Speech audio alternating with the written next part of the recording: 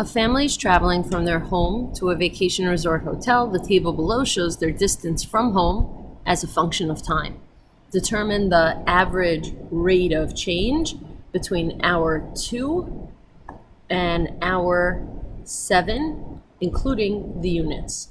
Okay, so when it tells us what hours it is that we're looking at, we know that the only parts of the table we care about are hour 2 and hour 7. The rest of the table will have nothing to do with how we answer this question.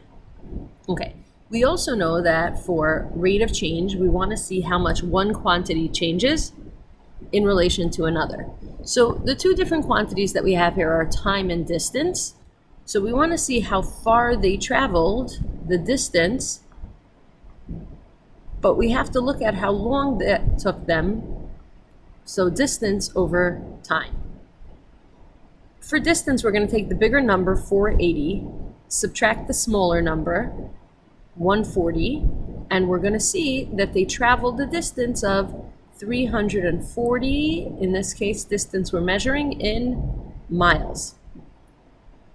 Okay, now how long did that take them?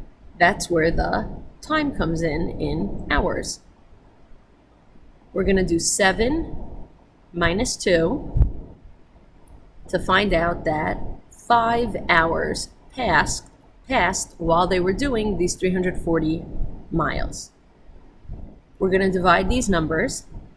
340 divided by 5 will give us 68. They were able to cover 68 miles per hour. That was their rate of change. Okay, so if we look at the questions below, if you're given values for time and distance, how do you find rate of change? Well, we subtracted to see the total distance covered, and we divided it by the total time that passed. And that's how we're always going to get our rate of change. That's what you'll explain here. But if you look at the next question, it gives us the slope formula. Rate of change and slope are the same thing. If you look at this formula, you'll notice y2 minus y1 just means subtract your y values.